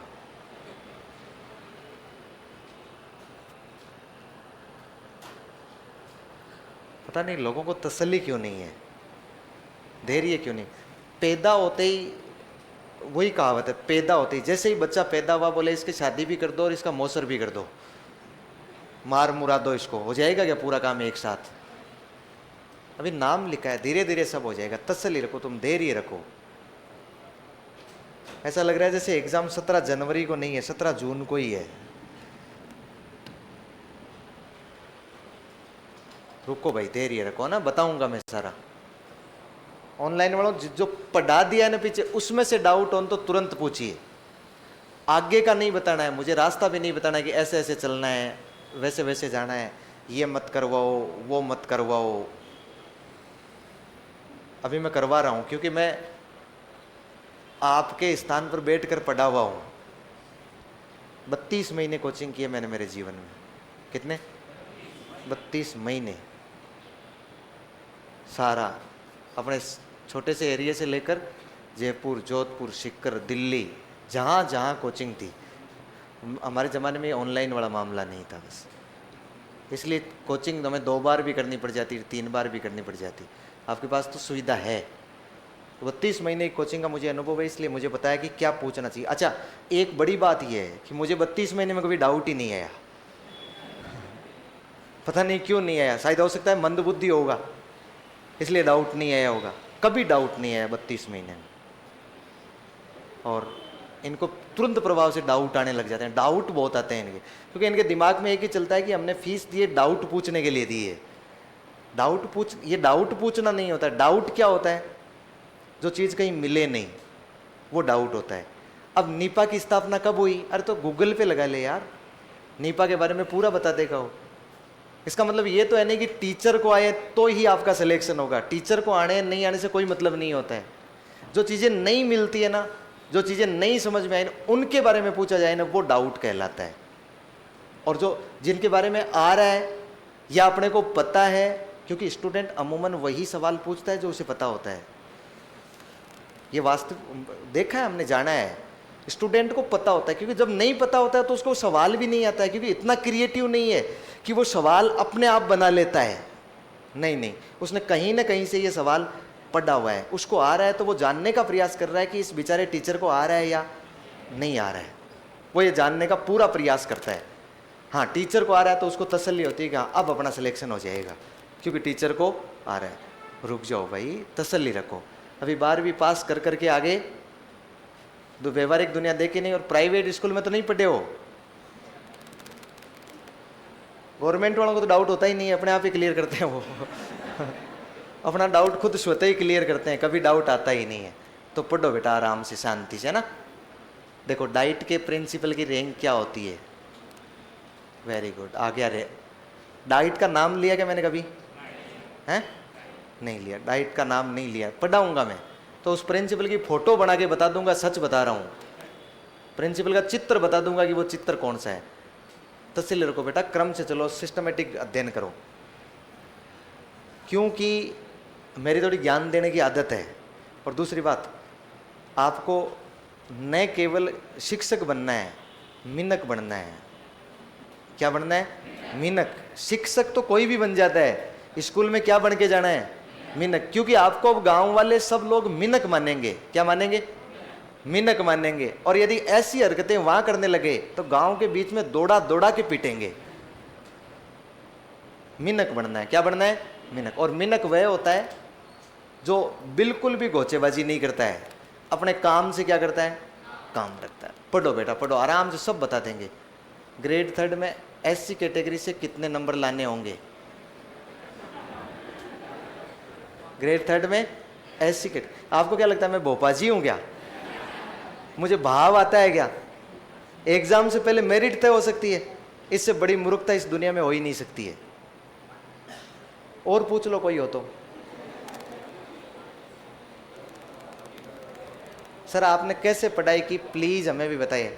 मैंने कभी भी कोई किसी से डाउट नहीं पूछा, जितना टीचर लिखवा के चला गया उसको रट दिया मैंने। रट्टा। आपको लग रहा होगा समझ लिया है, नहीं नहीं, हमारी इतनी औकात नहीं है कि हम समझ लें। हमारा दिमाग सिर्फ इतना ही काम करता है जितना हम रट सकते हैं। समझाने का काम टीचर का होता है। टीचर समझा के चला। अच्छा, कॉन्सेप्ट एक ऐसी चीज होती है, एक बार समझ लिया ना दोबारा भूलते नहीं है उस कॉन्सेप्ट को। कॉन्सेप्ट ऐसी चीज होती है, और कॉन्सेप्ट कभी अपने आप विकसित नहीं होता है, कॉन्सेप्ट को समझाना पड़ता है। कोचिंग की बात कर रहा हूं, घर बैठ के भले आप किताब में से पढ़ो तो कॉन्सेप्ट विकसित हो जाएगा। अब आपके पास केवल एक ही काम बचता है, रटना। की स्थापना कब हुई? क्योंकि जो चीज समझी जा सकती है ना उसे केवल समझी जा सकती है, और जो रटी जा सकती है ना उसे केवल रटी जा सकती है। दोनों में कोई संबंध नहीं है। आपको लगता होगा रटने वाली चीज को समझ लें, समझने वाली चीज को रट लें, नहीं होता है। तो मैं तो रटता था, लिख लिख के रफ कॉपी रखता था और रटता जाता था, रटता जाता था, रटता जाता था। ऐसे रटता कि क्रम से लेकर लास्ट तक वापस लिखता उसको, कि कोई बीच में लाइन छूट नहीं जाए। बस यही तरीका था अपना, और कोई तरीका नहीं था। और रटते रटते रटते रटते असिस्टेंट प्रोफेसर का इंटरव्यू दे दिया। और एक नहीं है, एक तक नहीं, ऐसा नहीं कि भाई एक बार रट के काम हो गया। 1900 पे ग्रेड से शुरू किया, और 1900 पे ग्रेड से शुरू करते हुए 7वें नंबर तक आ गया। 7 विभाग देख लिए अलग अलग, जिनमें नौकरी वोकरी करके आया, देख के आया क्या क्या मामला है। और केवल क्या किया? रटा। एक बात भी नहीं समझी। ये मजाक नहीं है, आपको मजाक लग रहा होगा। मैंने असिस्टेंट प्रोफेसर में आज तक कोई किताब नहीं पढ़ी। हिस्ट्री से मैंने असिस्टेंट प्रोफेसर इंटरव्यू दिया, किताब नहीं पढ़ी। आपको लगता होगा किताब पढ़ी, गाइड पढ़ी, गाइड नहीं पढ़ी, लाई नहीं, खरीदी नहीं। केवल जो क्लास नोट्स, प्रिंटेड नोट्स भी नहीं, प्रिंटेड नोट्स नहीं, क्लास नोट्स जो लिखवा दिया ना। आज तक मेरा ये रिकॉर्ड रहा है कि एक भी सवाल गलत नहीं हुआ जो लिखवाया हुआ है, और आज तक ये रिकॉर्ड है कि उसके बाहर से एक भी सवाल सही नहीं हुआ अपना, क्योंकि उतना ही आता था जितना इसमें लिखा रहता था। इसलिए सवाल गलत होता ही नहीं था, जो होता था वो तो सही, और नहीं होता था वो खाली। सेम यही फंडा था, और इसी फंडे से हम लोग यहाँ तक पहुँच गए। और मुझे लगता नहीं कि अब इतना ज़्यादा परिवर्तन आ गया कि पूरा कॉन्सेप्ट ही कॉन्सेप्ट पूछा जा रहा है, यूपीएससी जैसा पेपर बनाया जा रहा है। नहीं है, सिलेक्शन लाइक पेपर केवल रटने वाला होता है, समझने वाली चीज़ यहाँ समझा दी जाती है। क्या आप नीपा का कॉन्सेप्ट कभी भूल जाएंगे क्या? नीपा की फुल फॉर्म भूल जाएंगे, नीपा की स्थापना भूल सकते हैं, लेकिन नीपा का कॉन्सेप्ट कभी नहीं भूल सकते हैं। तो कॉन्सेप्ट एक बार समझना है बेटा। अब ज़्यादा ज्ञान मत लो मेरे से सुबह सुबह, ठीक नहीं रहेगा। स्थापना 1 सितंबर 1961 को हुई है। कब हुई है? 1 सितंबर 1961 को। लिखो, यह देश की स्कूल शिक्षा, देश की स्कूल शिक्षा के क्षेत्र की, यह देश की स्कूल शिक्षा के क्षेत्र की सर्वोच्च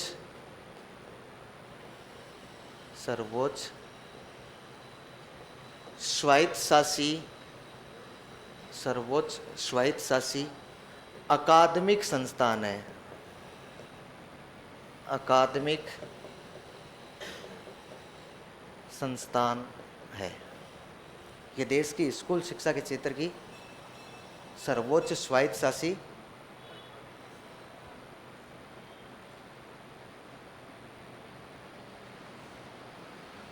ये देश के स्कूल शिक्षा के क्षेत्र की सर्वोच्च स्वायत्तशासी अकादमिक संस्थान है। देखो, आदमी अपने नाम से नहीं जाना जाता है, किससे जाना जाता है? तो इसके कार्य जानने जरूरी है कि एनसीईआरटी के कार्य क्या है। लेकिन इससे ऊपर वाली जो मैंने लाइन लिखी है ना, उसमें कुछ समझ में नहीं आया है। एक तो ये शब्द समझ में नहीं आया स्वायत्तशासी, एक ये शब्द समझ में नहीं आया अकादमिक। ये तो समझ में आ गया देश की स्कूल शिक्षा भी तो समझ रहे हैं ना, स्कूल एजुकेशन क्षेत्र की सर्वोच्च है, मतलब सबसे बड़ी। लेकिन स्वायत्तशासी क्या है और अकादमिक क्या है, शॉर्ट में समझाता हूँ। ये कॉन्सेप्ट बेटा ना रटना नहीं है इसको। जितनी भी संस्थाएं होती है ना सरकार द्वारा स्थापित की जाती है, वो दो प्रकार की होती है। एक होती है राजकीय और एक होती है स्वायत्तशासी। लिखना कुछ नहीं है, एक होती है राजकीय और एक होती है स्वायत्तशासी। दोनों ही गवर्नमेंट की है, ध्यान रखना है, संस्थाएं दोनों ही गवर्नमेंट की है। अच्छा, मैंने आपको दो प्रकार के काम बताए, एक तो होता है प्रशासन का काम और एक होता है प्रबंधन का काम। बताए थे क्या? प्रशासन यानी नीतियों का निर्माण करना, यही काम होता है प्रशासन का। और प्रबंधन का नीतियों का क्रियान्वयन। क्या होता है? क्रियान्वयन। अच्छा, नीतियों का निर्माण कर लेना और नीतियों का क्रियान्वयन करना, दोनों अलग अलग मैटर हो गए ना। इसको तो कहते हैं एडमिनिस्ट्रेटिव वर्क, इसको कहते हैं मैनेजमेंट, मतलब प्रबंधन के कार्य, प्रबंधकीय कार्य, और इसको प्रशासकीय कार्य। ध्यान रखना है, प्रशासन का कार्य करने के लिए एक समिति का नाम होता है जिसका नाम होता है शासी परिषद। क्या नाम होता है? शासी परिषद, या इसको कई बार शासकीय परिषद भी बोल देते हैं। जैसे इंग्लिश में बोलते हैं गवर्निंग काउंसिल। क्या बोलते हैं? Governing council. प्रबंधन का काम करने के लिए एक समिति होती है जिसका नाम होता है कार्यकारिणी समिति। इसे कई बार निष्पादन समिति भी बोलते हैं, इसे इंग्लिश में बोलते हैं एग्जीक्यूटिव कमेटी। क्या बोलते हैं? Executive committee. अच्छा, ये शासी परिषद और कार्यकारिणी परिषद। अब मैं ये कहूंगा कि शासी परिषद का काम क्या है? नीतियों का निर्माण करना। और कार्यकारिणी समिति का नाम क्या है? नीतियों का क्रियान्वयन करना। बात समझ में आ गई नहीं? यहां तक जो भी संस्थान राजकीय संस्थान होता है, उस राजकीय संस्थान में केवल कार्यकारिणी समिति पाई जाती है। इन दोनों में से कौन सी समिति होगी? कार्यकारिणी समिति पाई जाएगी। इसका मतलब राजकीय संस्थान क्या काम करेगा? नीतियों का क्रियान्वयन करेगा। जो शुद्ध रूप से राजकीय संस्थान होते हैं ना, वो संस्थान कभी भी अपने नियम खुद नहीं बनाते हैं, सरकार उनको नियम बना के देती है। उनका काम होता है उन नियमों को धरातल पर उतारना। समझ रहे हैं? लेकिन कुछ सरकार ऐसी संस्थाएं बनाती है ताकि वो संस्थाएं अपने नियम भी खुद बनाएं और लागू भी खुद करें। क्योंकि सरकार स्तर पर यदि नियम बनते हैं तो उसमें देरी हो सकती है, समय लग सकता है, तुरंत प्रभाव से काम नहीं होंगे। इसलिए कुछ संस्थाओं को सरकार स्थापित करके उन्हें स्वायत्तता दे देती है। किस बात की स्वायत्तता? यानी स्वतंत्रता। किस बात की? नियम बढ़ाने की। इसलिए इन संस्थाओं को बोलते हैं ऑटोनोमस बॉडी। क्या बोलते हैं? मतलब अपने आप ही अपने नॉर्म्स तैयार कर रहे हैं। स्वायत्त शासन मतलब खुद ही क्या कर रही है? शासित हो रही है, खुद ही प्रशासन का काम कर रही है। इसका मतलब इसमें ये दोनों समितियां होती है, शासी परिषद भी होगा और कार्यकारिणी परिषद भी होगा। ध्यान दीजिएगा। चलिए, एक आपने नाम सुना है क्या कभी? बोर्ड। अरे नाम सुना है क्या? बोर्ड यानी मंडल। किसी संस्था के बारे में आप ये नाम सुनते हैं कि वो बोर्ड है या मंडल है। जैसे माध्यमिक शिक्षा बोर्ड नाम है ना। अच्छा, उस बोर्ड का मतलब क्या है? कि आप जब माध्यमिक शिक्षा अजमेर में जाओगे, वहां जैसे ही जाओगे तो अंदर प्रवेश करोगे, चारों ओर बोर्ड ही बोर्ड लगे हुए हैं। तो मतलब दीवारों पर भी बोर्ड बने हुए हैं, पूरे ब्लैक बोर्ड पेंट करवा रखा है। बोर्ड का मतलब होता है शासी परिषद। क्या होता है? शासी परिषद यानी उन सदस्यों का समूह है जिन सदस्यों को उस संस्थान से संबंधित नियम बनाने का पावर दिया गया, शक्तियां दी गई है। उस सदस्यों को मिलाकर हम लोग बोलते हैं बोर्ड। इन्हीं सदस्यों को आजकल हम एक नए रूप में लेने लग गए और वो होती है काउंसिल। काउंसिल यानी होती है परिषद। क्या होती है? परिषद। परिषद भी कौन सी परिषद को इंगित करता है? शासी परिषद को। बोर्ड भी किसको इंगित करता है?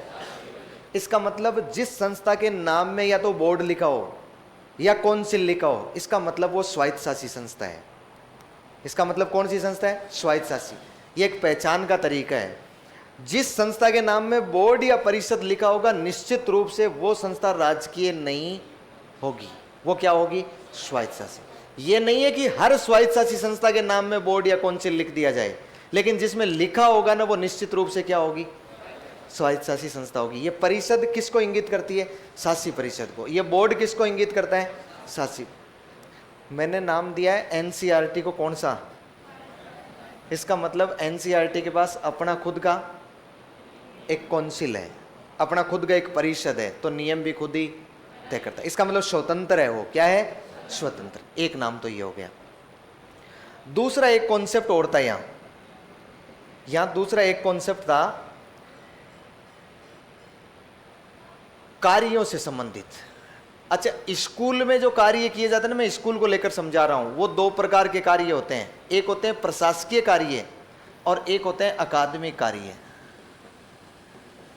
एक तो होते हैं एडमिनिस्ट्रेटिव वर्क और एक होते हैं एकेडमिक वर्क। अकादमिक को क्या बोलते हैं? एकेडमिक।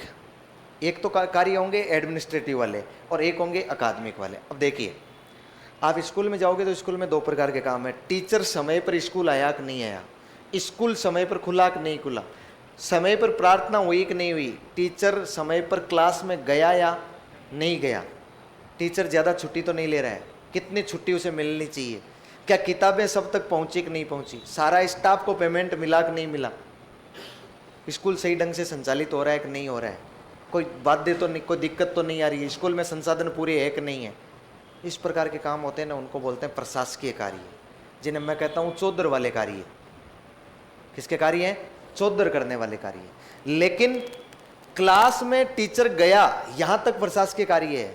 अब क्लास में टीचर जो पढ़ा रहा है ना, वो पाठ्यक्रम के अनुसार पढ़ा रहा है कि नहीं पढ़ा रहा है, वो बालकों को समझ में आ रहा है कि नहीं आ रहा है, वो सही टीचिंग मेथड्स यूज में ले रहा है कि नहीं ले रहा है, बालकों का मूल्यांकन ठीक ढंग से हो रहा है कि नहीं हो रहा है, बालकों में वो अपेक्षित संशोधन परिवर्तन आ रहे हैं कि नहीं आ रहे हैं, जो शिक्षा के उद्देश्य हमने निर्धारित किए थे। ये जो कार्य होते हैं ना, ये होते हैं अकादमिक कार्य। कैसे होते हैं? अकादमिक मतलब एकेडमिक, मतलब पढ़ाई लिखाई के। किसके कार्य? पढ़ाई लिखाई के। समझ गए ना? दो प्रकार के काम होते हैं शिक्षा के क्षेत्र में, एक होते हैं प्रशासकीय कार्य और एक कौन से होते हैं? अकादमिक कार्य। अब वापस आइए, हमने कहा कि ये देश की मतलब पूरे भारत की कौन से क्षेत्र की? स्कूल शिक्षा के क्षेत्र की सबसे बड़ी स्वायत्त शासी, मतलब अपने नियम खुद ही बनाता है, स्वायत्त शासी और कैसी संस्था है? अकादमिक संस्था। इसको चौधर से कोई लेना देना, इसको लेना देना किससे? पढ़ाई से। किससे? पढ़ाई से। मैं कह सकता हूँ देश की सबसे बड़ी पढ़ी लिखी संस्था कौन सी है? एनसीईआरटी है। देश की सबसे बड़ी स्कूल शिक्षा की पढ़ी लिखी संस्था कौन सी है? एनसीईआरटी। बहुत पढ़ी लिखी है, बहुत नॉलेज है इसको स्कूल शिक्षा का। अब आपके स्कूल में जिस दिन एनसीईआरटी का कोई अधिकारी जांच करने के लिए आए ना, तो अपनी मोटरसाइकिल को 200 की स्पीड में मत दौड़ाना कि मैं लेट हो जाऊंगा। उसे कोई लेना देना नहीं है टीचर कब स्कूल में आया है, उसे कोई मतलब नहीं है टीचर ज़्यादा छुट्टी ले रहा है, कम ले रहा है, टीचर क्लास टाइम पे ले रहा है कि नहीं ले रहा है, कोई सेंस नहीं है।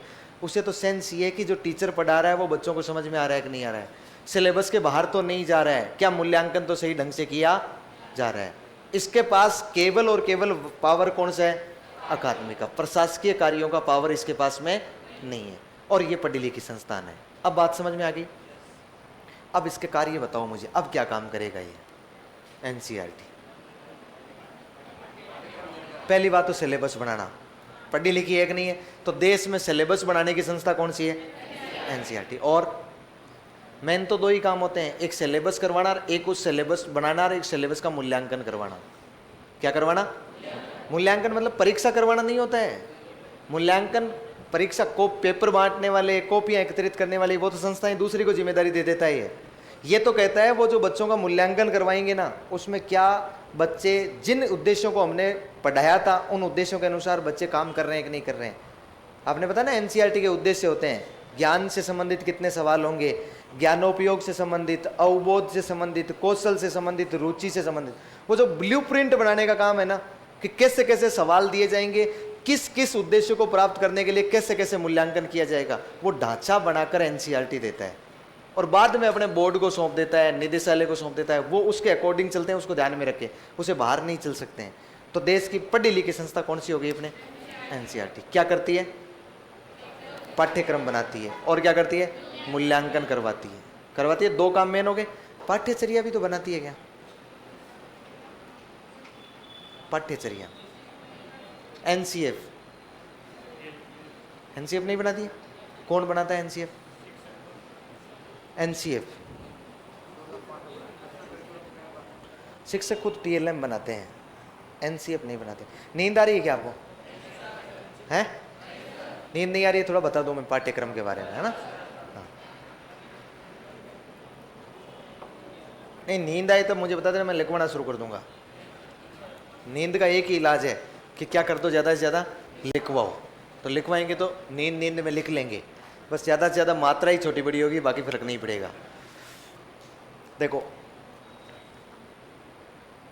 ये क्या होती है?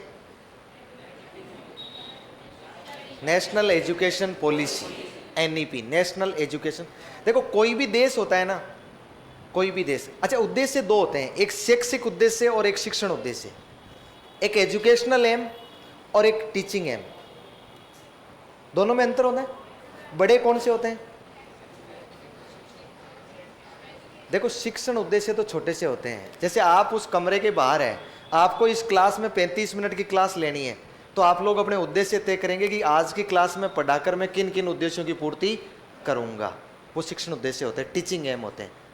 लेकिन शिक्षिक उद्देश्य जो होते हैं ना, एजुकेशनल एम जो होते हैं, वो एक देश अपने पूरे शिक्षा की, बालकों को हम लोग पढ़ा रहे हैं ना, 1 साल पढ़ाएंगे, किन उद्देश्यों की पूर्ति करेंगे। इसका मतलब शिक्षा का उद्देश्य क्या है? क्या आप कोई मुझे बता सकता है अपने भारत में जो आज के दिन हम शिक्षा दे रहे हैं बच्चों को, उसका मुख्य उद्देश्य क्या है? क्या है? बच्चे का सर्वांगीण विकास। बच्चा भाड़ में जाए, अपने को कोई लेना देना नहीं है। मुख्य उद्देश्य बच्चे का सर्वांगीण विकास हो कि नहीं हो उसे मतलब नहीं है। मुख्य उद्देश्य ये है कि बच्चे को सुयोग्य नागरिक बनाना। क्या करना?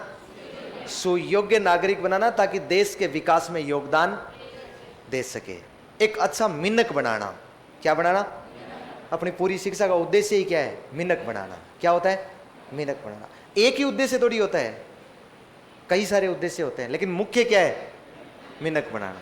अच्छा, इन उद्देश्यों की पूर्ति हम लोग करेंगे, इन उद्देश्यों की हम लोग प्राप्ति करेंगे तो किस रास्ते पर चल के? कि बच्चे को पीटकर मिनक बनाएंगे, बच्चे को समझाकर मिनक बनाएंगे, बच्चे को किसी बोबाजी के पास ले जाकर बैठाकर मिनक बनाएंगे, उस बच्चे को मिनक कैसे बनाएंगे? इसके लिए एक खाका तैयार किया जाता है, एक रास्ते तैयार किए जाते हैं, प्लानिंग की जाती है पूरे देश की, और वो राष्ट्रीय स्तर की प्लानिंग होती है, उसे बोलते हैं हम लोग एनईपी। इसका मतलब देश के जो शिक्षा के उद्देश्य हैं, उन उद्देश्यों की पूर्ति के लिए जो प्लानिंग की जाती है देश स्तर पर, उसको हम लोग बोलते हैं एनईपी, नेशनल एजुकेशन पॉलिसी। जब एनईपी तैयार हो जाती है ना, शिक्षा विभाग जब एनईपी तैयार कर देता है, उस एनईपी को तैयार करके भेजता है एनसीईआरटी के पास। उस एनसीईआरटी उस एनईपी पर, इसके आधार पर एनसीएफ तैयार करता है। क्या करता है? एनसीएफ मतलब होता है national curriculum framework. National curriculum, राष्ट्रीय पाठ्यचर्या की रूपरेखा, राष्ट्रीय पाठ्यचर्या की रूपरेखा।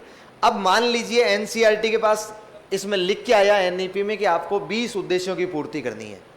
अब एनसीईआरटी सोचता है कि हम लोग बच्चों को कौन कौन से सब्जेक्ट पढ़ा रहे हैं, तो एनसीईआरटी ये तय करता है, एक मोटा मोटा खाका तैयार करता है, एक मोटा मोटा ढांचा तैयार करता है कि विज्ञान पढ़ाकर हम लोग इन उद्देश्यों की पूर्ति करेंगे, गणित को पढ़ाकर इन उद्देश्यों की पूर्ति करेंगे, सामाजिक को पढ़ाकर ये उद्देश्य, स्वास्थ्य शिक्षा को, शारीरिक शिक्षा को, नैतिक शिक्षा को, जो जो शिक्षा चल रही है ना, किस किस सब्जेक्ट को पढ़ाकर हम लोग कौन कौन से उद्देश्यों की पूर्ति करने वाले हैं, एक डिवाइडेशन कर लिया जाता है मोटा मोटा। इस डिवाइडेशन को बोलते हैं एनसीएफ। क्या बोलते हैं? आपको पता है ना, आपने एनसीएफ 2005 बनवाया था, तो इसको शायद मेरे ख्याल से कितने 21 भागों में बांटकर बनाया था, या 21 प्रारूप में तैयार किया था। इसका मतलब वो 21 अलग अलग सब्जेक्ट थे कि किस उद्देश्यों की पूर्ति। और हमसे सवाल भी यही पूछा जाता है जहाँ एनसीएफ का सवाल आता है कि गणित को पढ़ाकर निम्न में से कौन से उद्देश्य की प्राप्ति नहीं की जा सकती है, या विज्ञान को बढ़ाकर किस उद्देश्य की पूर्ति की जानी है। अब वो हमने बांट लिया। जब हमने बांट लिया ना, तब एनसीईआरटी अगले लेवल में वही एनसीईआरटी राज्यों की एससीईआरटी के साथ मिलकर सिलेबस बनाती है। क्या बनाती है? सिलेबस तैयार करती है। सिलेबस क्या होता है? अब हम लोग इस जो एनसीए बनाता ना, इसको और टुकड़ों में तोड़ते हैं। ये तय करते हैं कि पहली क्लास को ये सब्जेक्ट पढ़ाकर कौन सा उद्देश्य पूरा करेंगे, 12वीं क्लास को विज्ञान पढ़ाकर कौन से उद्देश्य होंगे, 12वीं क्लास को गणित पढ़ाकर कौन से होंगे। इसका मतलब हमने पहली से लेकर 12वीं तक इन उद्देश्यों को और तोड़ लेते हैं कि वो उद्देश्य कैसे कैसे पूरे होते जाएंगे। इसको हम लोग बोल देते हैं पाठ्यक्रम। क्या बोल देते हैं?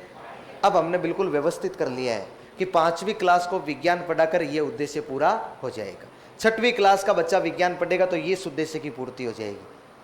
पाठ्यक्रम बना लिया। जब पाठ्यक्रम तैयार हो जाता है ना, तब तैयार होती है टेक्स्ट बुक। क्या तैयार होती है? Text book. सिलेबस जब तैयार होता है उसके बाद टेक्स्ट बुक। टेक्स्ट बुक को हम लोग बोलते हैं पाठ्य पुस्तक। पाठ्य पुस्तक एनसीईआरटी बनाता है। एनसीईआरटी पढ़ा लिखा संस्थान है। एनसीईआरटी का मतलब एक्सपर्ट। अब एनसीईआरटी एक्सपर्ट को बुलाती है जो एकेडमिक लेवल में बहुत अच्छे एक्सपर्ट है। एक्सपर्ट मतलब शिक्षक, मतलब आप। मतलब क्या है? आप। जैसे अभी अपनी राजस्थान की आरएससीईआरटी ने एक निविदा निकाली, एक आवेदन चल रहा है कि जो शिक्षक पाठ्य पुस्तक लिखने में रुचि रखता है और जिसको ये अनुभव है, मतलब इतने साल पढ़ाने वढ़ाने का अनुभव है, वो अपना आवेदन दे सकता है। फिर उसको आरएससीईआरटी बुलाती है, वहाँ बिठाती है, सेवा करती है जमाई की तरह, और उसको कहती है कि तू किताब लिख। वो पाठ्य पुस्तक लिख, शिक्षक ही लिखते हैं। अब वो किताब लिख देंगे, उसके बाद उसमें से और एक्सपर्ट बुलाएगी और उसको बिल्कुल वेरीफाई करवाएगी और एक स्पेसिफाई कॉपी तैयार कर लेगी। एक कॉपी जो तैयार होगी ना, वो पाठ्य पुस्तक हो गई। अब उसकी फोटोकॉपियां कर करके प्रत्येक बच्चे को बांटती रहेगी। जब टेक्स्ट बुक तैयार हो जाती है ना, उसके बाद तैयार होता है टीएलएम, टीचिंग लर्निंग मटेरियल। मतलब अब एनसीईआरटी ये भी साथ में तय करके देती है कि जो हमने बनाया है ना, अच्छा वो किताब तो लिखी है तो एक व्यक्ति ने लिखी है, पूरा देश उस किताब को पढ़ाएगा। पूरा देश पढ़ाएगा तो कैसे पढ़ाएगा? इसके लिए कुछ न कुछ सामग्री तैयार करके दी जाती है। एनसीईआरटी भी करती है और अपने को टीएलएम तैयार करने के निर्देश देती है, और शिक्षक भी टीएलएम तैयार करते हैं। जानते हैं टीएलएम क्या होता है? आपने जो लेसन बनाया है वो लेसन टीएलएम है कि इस यूनिट को आप कैसे बच्चों को पढ़ाओगे। ये क्रम पूछा जाता है। ये पिछली बार क्रम पूछा गया है कि निर्माण के दृष्टिकोण से पहले क्या तैयार होता है। पहले क्या तैयार होता है? एनईपी। उसके बाद क्या बनता है? एनसीए बनेगा तो सिलेबस बनेगा तो टेक्स्ट बुक बनेगा तो टीएलएम। ध्यान रखिएगा, कहीं साइड में ये भी लिखना है, कहीं साइड में कोने में लिखना है?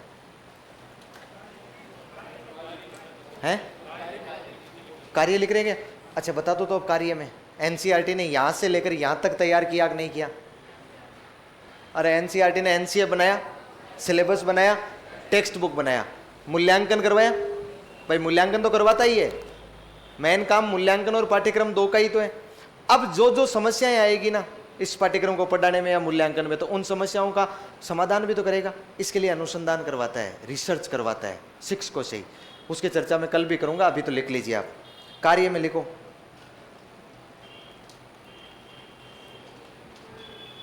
कार्य में लिखो पाठ्यचर्या, पाठ्यचर्या, पाठ्यक्रम, कोमा लगा के लिख लो, पाठ्यचर्या, पाठ्यक्रम एवं पाठ्य पुस्तकों का निर्माण करना।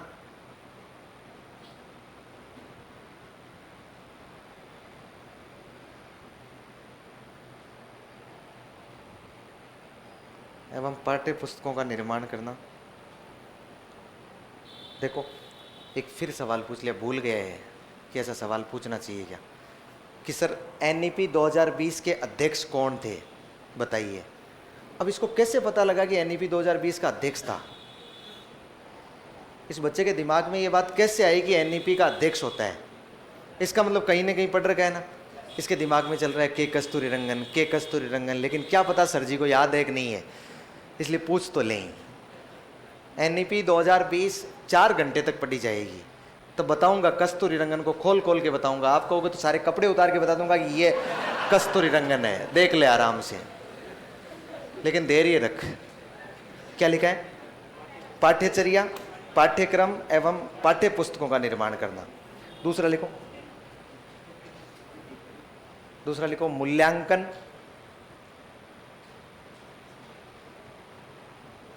मूल्यांकन, अनुसंधान,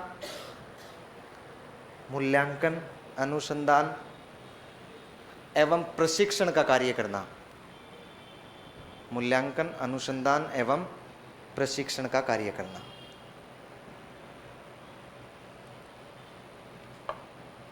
हो गया? बस कार्य पूरे हो गए और संस्था भी समझ में आ गई। अब ये कहीं साइड में लिख लेना।